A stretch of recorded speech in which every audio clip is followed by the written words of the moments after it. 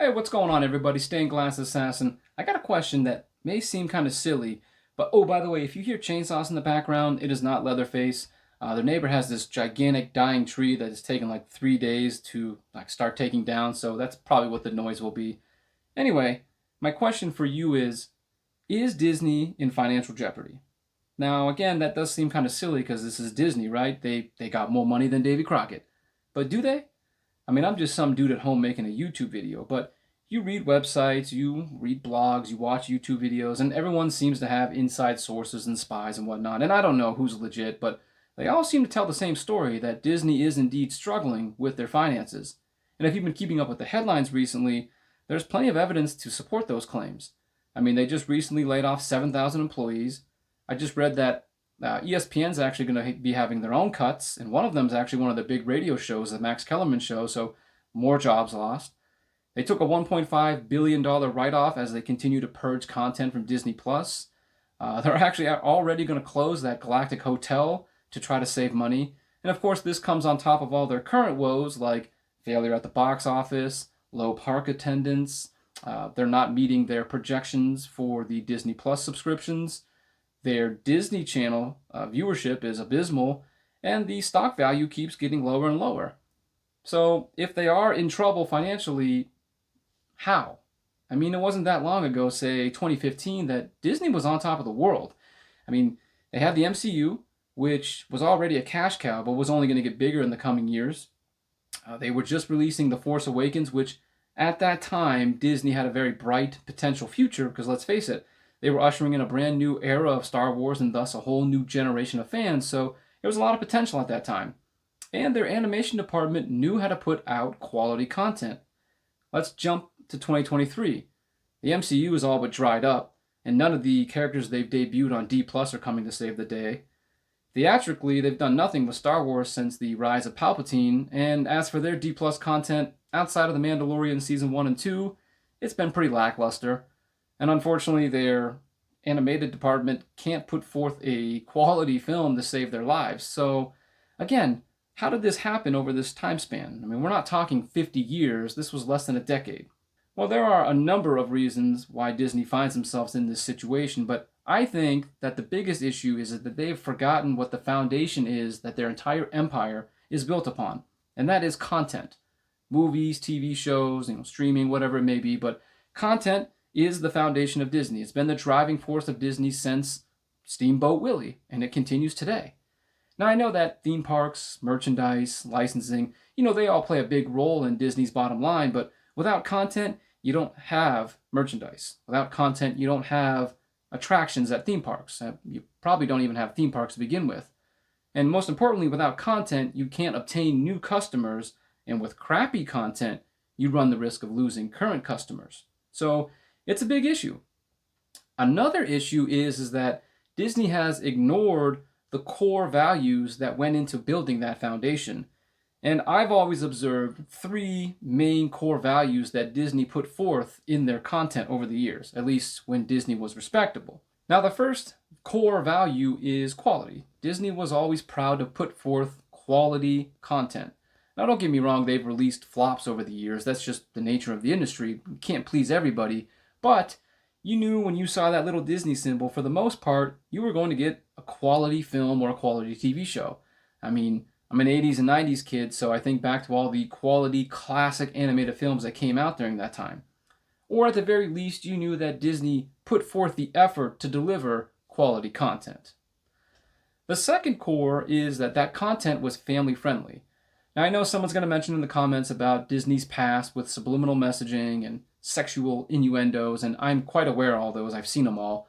And I'm not saying that they don't exist or they are, they're not what they are, but outside of the Rescuer's Naked Lady and the DuckTales eye chart, most of them are subjective at best. I mean, you turn your head, squint your eyes, you can see what your brain wants you to see. It's why you can see images in the clouds, But regardless, even if those are in there intentionally, I doubt that they were given the green light in the production room. They were like, not, slide those in there. We want those in the movie. So, but I digress.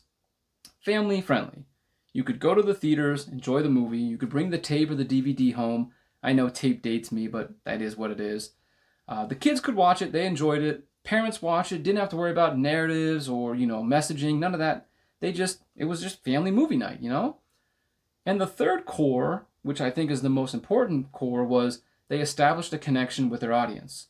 Kids watched it, they wanted to watch it again. They wanted to own the movie so they could watch it whenever they wanted to. They wanted to go out and buy action figures, the stuffed animals, posters, t-shirts, you name it. They wanted to go to the theme park and get a picture with Mickey and Cinderella. And many times these connections lasted a lifetime. That's why you see 40, 50, 60-year-olds with tattoos, t-shirts. They still go to the parks. They still buy merchandise because they have a lifelong connection with that. And that translates to a lifelong customer, which unfortunately Disney seems to forget, because lately Disney, over the past few years, have ignored those core values and instead have been putting out content filled with political narratives and social messages, lackluster content, forgettable characters, and most damning of all, there's no connection with the audience. I mean, let's look at the MCU. 4 or 5 years ago, people connected with Iron Man, Hulk, Black Widow, Thor. That was their Avengers. Nobody's connecting with the Marvels. Clearly, nobody's connecting with Ant-Man or Wasp. Nobody's connecting with the D-plus characters. It's just not there. Star Wars, all you had to do was just mention Yoda or Chewie, and even the most casual Star Wars fan who may have only seen the films once knew exactly what you were talking about. Now, I understand that Disney didn't make that connection, but you know where I'm going with this. But nobody connects with Rey Palpatine or Kylo Ren. The only thing that people connect with the new franchise is, I don't know, BB-8 and Porgs. So you got a cute robot and a cute little creature, right?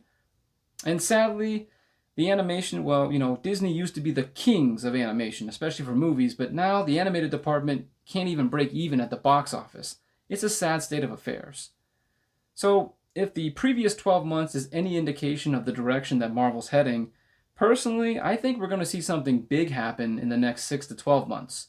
Whether that's good news, bad news, exciting, I don't know, but something's got to give, because I think people forget that Disney's in this game to make money. And they haven't been doing a very good job of that lately. So they're going to have to do something drastic.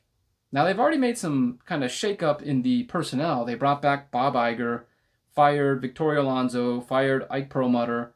They got rid of their diversity chief, and the CFO just stepped down. Sadly, Kathleen Kennedy's name is not on this list, but there's still time. Now, anyway, I don't know what the greater scope of all those, shake-ups are going to be, but in my opinion, there are 4 major kind of aspects moving forward that Disney needs to either correct or mitigate as best as possible if they hope to get back to where they were back in 2015. The first issue is, which we kind of just went over, is content. Disney needs to figure out how to make quality content again. They need it for their Disney Channel. Of course, they definitely need it for Disney Plus, but they also need it for the box office, because Disney needs to figure out how to be successful consistently at the box office again. Now, to be fair, give credit where credit's due, Disney has had some success in the last 12 months at the box office, absolutely. Avatar comes to mind. I mean, that was a home run. Not that anyone expected anything less, but I think it's currently the number 3 grossing film of all time, which, that's pretty good. I saw the movie, I didn't think it was number 3 good, but that's for another video. Anyway, they definitely hit that one out of the park. And some of their post-Endgame MCU films have had success to varying degrees.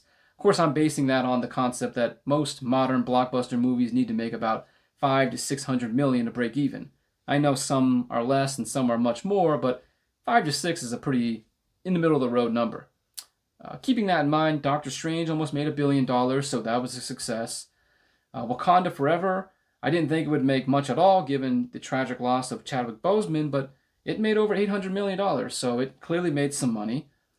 Thor Love and Thunder, I thought underperformed. It capped out at about 760. I figured Thor had a bigger following coming off the heels of Endgame, but sometimes you just never know. And currently, the Guardians of the Galaxy, which I thought of all the films that might make the $1 billion mark, would be Guardians of the Galaxy. But it's sitting at about 825 right now. I haven't seen it yet. I hear good things. So, again, it definitely is a success, but I think this one might have underperformed in Disney's eyes. But either way, they got a home run there. They've kept the ball in play, so they've got a triple, maybe a couple doubles, a stand-up single, so they've driven in a few runs. That being said, in that same time period, they've struck out pretty bad. In fact, they've definitely hit into a few double plays. Starting with Lightyear. I don't know how, I mean, I know why, but I don't know how you lost $100 million with Lightyear. Strange World, I've read multiple reports saying that this thing lost almost $200 million. For an animated film, $200 million, that's a lot of money. And while I was going through some of the box office numbers for this video, I saw there was another movie called Amsterdam. I don't really know anything about it, but apparently that lost $50 million as well. So with just those three films, that's over $300 million lost. But let's look at the current slate of films, starting with Ant-Man Quantumanium. This is why you have to be careful with opening box office headlines, because when you read them, this movie was supposed to smash the box office. It was going to be the next home run. But according to projections, this lost over $100 million, which is a double whammy because this was supposed to be the beginning of their new saga. You know, the Infinity Saga is over. This was supposed to kind of be the beginning of the Kang Dynasty, but not a great start. Little Mermaid is currently in the theaters, and I know this is a hot topic issue because there's allegations of racism, sexism, mermaidism, hydrophobia, all sorts of reasons why it's not doing well at the box office. But at the end of the day, numbers are all that matter. And this movie needed to make 500 to 600 million. I've seen some reports saying upwards of 600 to make its money back. It's sitting currently at 470 something.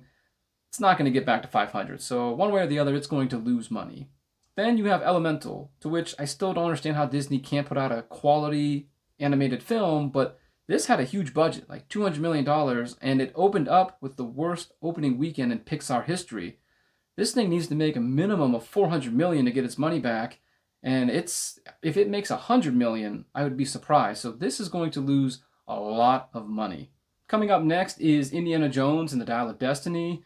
Now, I've read that this is one of the most expensive films ever produced because of post-production values, reshooting of the endings. Apparently, it needs to make somewhere in like the $800 to $900 million range to break even.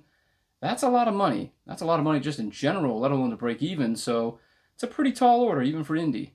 Now, obviously, Indy has a huge following in the States. I don't know how big it is internationally, but Indy fans haven't forgotten what they got from Kingdom of the Crystal Skull. So they might be a little leery heading into this because I think Disney's mistake was debuting it at that Cannes Festival, which immediately picked up bad word of mouth.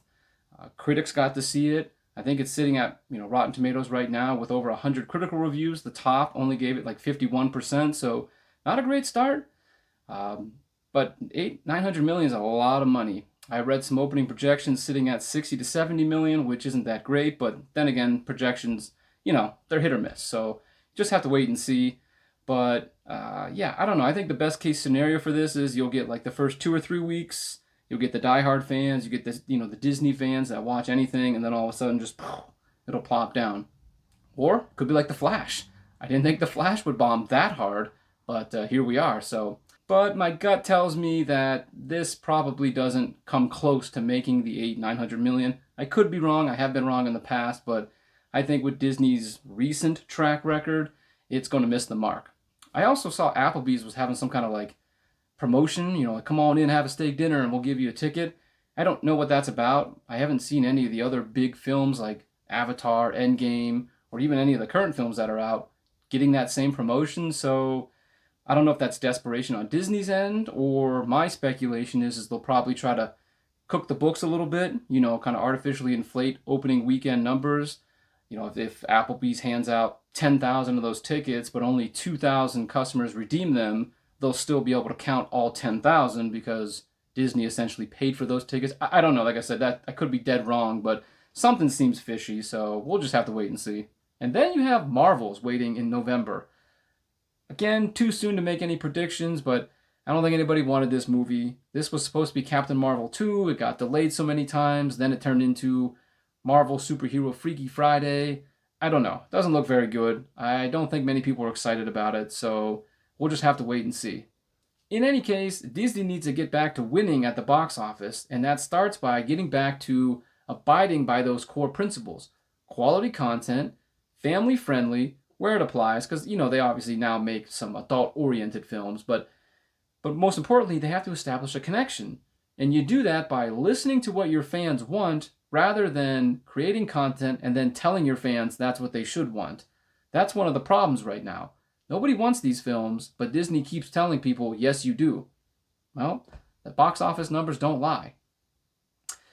Now, the second issue moving forward, which I'm not ranking any of these, by the way, I just have kind of like a little notes that I wrote down to keep me on pace for this video, but the second issue, and we're also not going to turn this into a political soapbox, so that's not going to happen here, but the state of Florida versus Disney. Now, if you've been keeping up with the news, you know that the governor wants to strip Disney of their special tax district and their self-governing property because they essentially run their area like their own city. So they get to make a lot of decisions when it comes to taxes and buildings and structures and all those things. But obviously, Governor DeSantis wants to take that away. Now, again, we're not talking about the right and the wrongs, what this means for Florida, political implications, nothing. Just what will happen to Disney's bottom line. Because I've read that if this goes through, and it's a big if because it still has to go through the courts and all those types of things, but if it goes through, it's going to cost Disney tens of millions of dollars. And now normally that might not seem like a big deal for a company that swims through gold coins every day like Scrooge McDuck, but I don't think they have that big pile of coins. So having to fork out tens of millions of extra dollars, probably not ideal. So we'll have to watch that moving forward. The third issue, which I think is probably the biggest issue in my opinion, when you have shareholders, you have investors, they essentially own the company. They have a lot of say in what happens, with board of directors and those types of things. The old adage is the CEO runs the company, but the shareholders are the boss. And of course, everyone always says you have to please the shareholders. Well, the shareholders are not happy right now. In fact, they filed a class action lawsuit against Disney in regards to the Disney Plus platform because they're accusing Disney of essentially misleading them about the numbers and the overall profit. Of course, most people would call that fraud, but anyway, they're not projected to meet their 230 million to 260 million subscription total by 2024. So I don't know what's going to happen with that. They're also accusing them of kind of fudging the numbers a little bit. I remember there was a big thing with there was like an international cricket channel that when they canceled it, they lost millions of viewers, so they tried to blame it on that, and the shareholders weren't having it.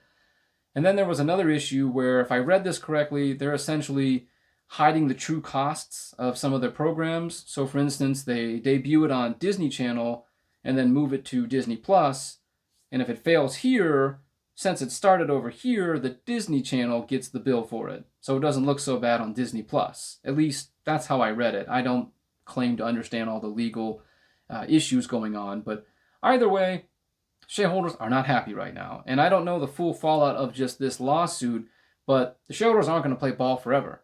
And they're going to start demanding change because they are playing with the shareholders' money. And they're not happy with the quality of content that's coming out, like Willow and Miss Marvel and She-Hulk. So sooner or later, Disney needs to figure out how to please the shareholders, and that begins by pleasing the customers, because when you put out content that they want, they're willing to pay for subscriptions, they're willing to pay for movie tickets. So you see content, the driving force here. They have to get back to that.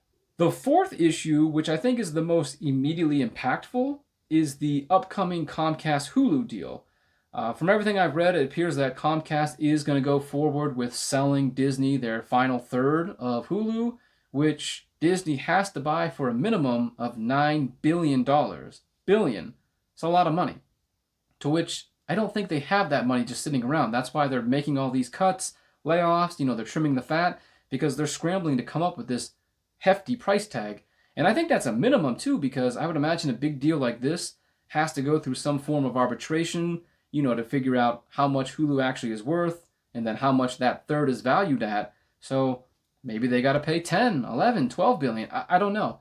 But either way, that's a lot of money to come up with. And I think the ball gets rolling on that in early 2024.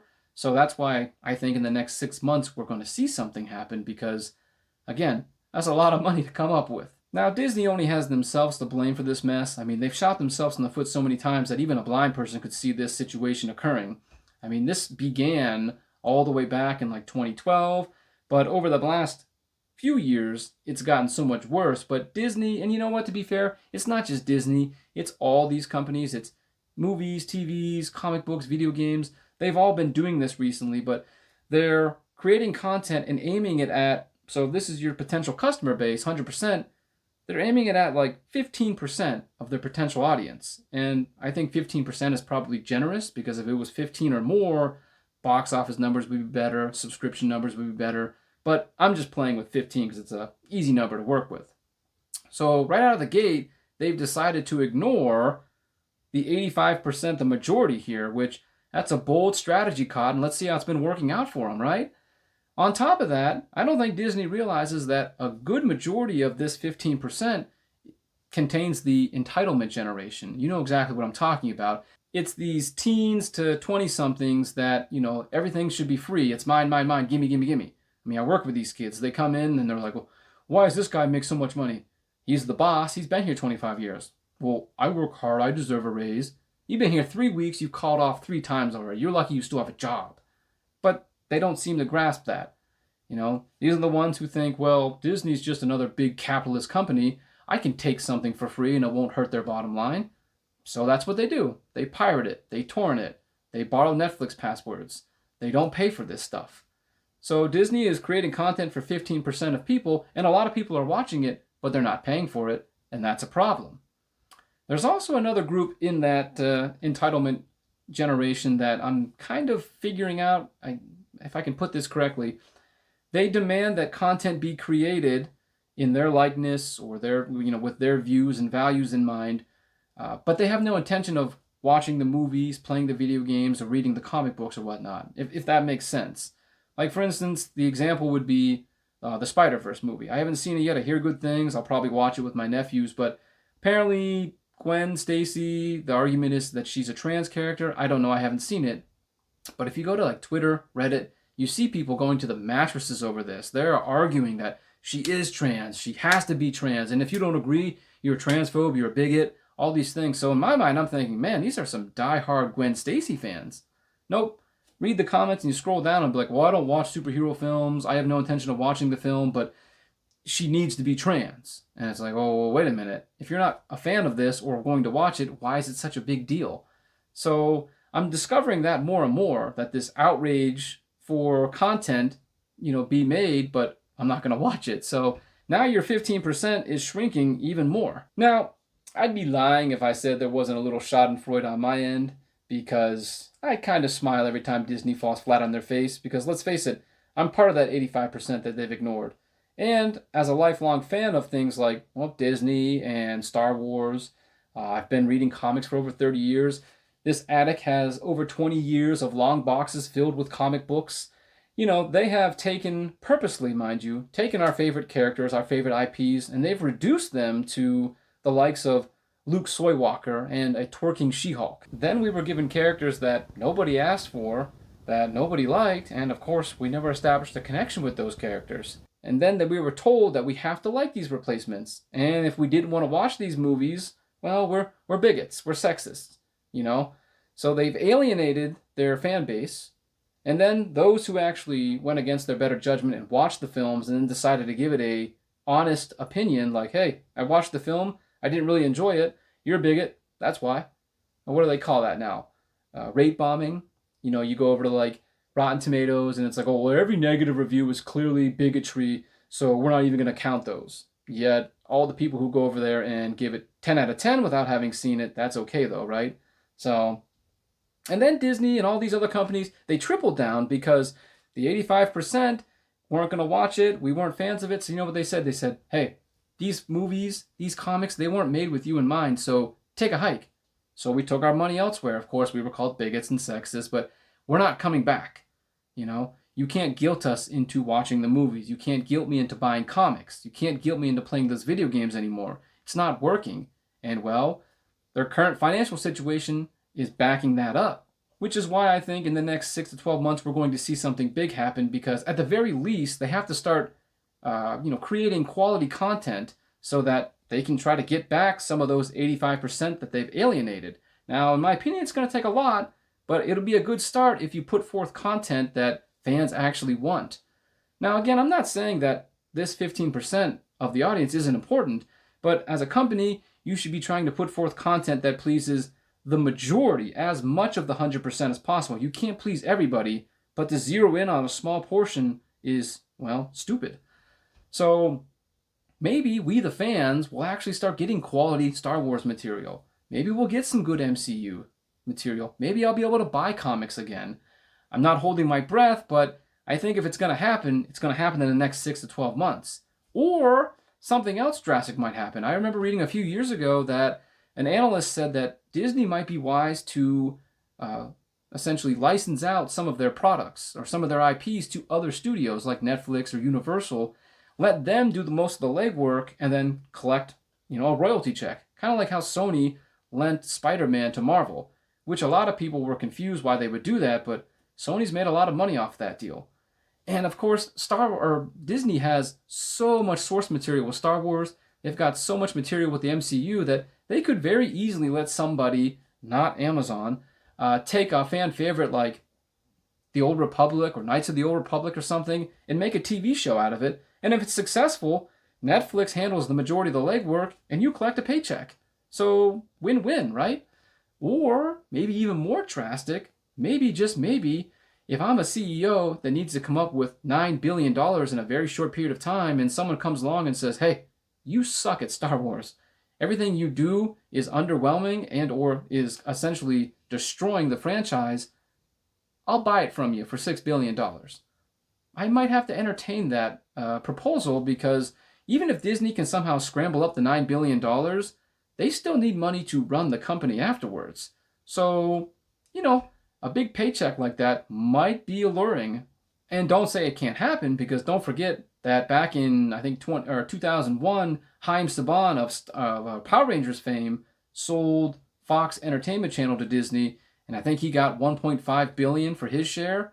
And then Disney couldn't do anything with Power Rangers, so he bought it back from them a few years later for less than $100 million. So he bought it back for a fraction of what he sold it for, and I think ironically he's since sold it again, but IPs trade hands, so it is possible. I don't know. But I think keep your eyes peeled for the next 6 to 12 months because maybe, just maybe, Disney will wise up and try to bring back the 85% of the audience they've alienated. And at the very least, I'm hoping we get some quality content because I would like to watch Star Wars again. I'd like to watch the MCU, read comics. I don't know. That's just me. But I want to hear from you. Do you think Disney is in, financial dire straits? Do you think they'll take some drastic measures like license out some of their IPs or sell them? If so, which ones? Or what content would, essentially bring you back into the fold? Obviously, it's got to be something with quality, but what do you think you'd like to see? Or just let me know what's on your mind in general. I look forward to reading the comments. That's why I made this video. Speaking of which, if you liked the video, like and subscribe so you know when the next one comes out. If you didn't like the video, I still appreciate you watching. But until we meet again, thanks for watching. I'll see you next time.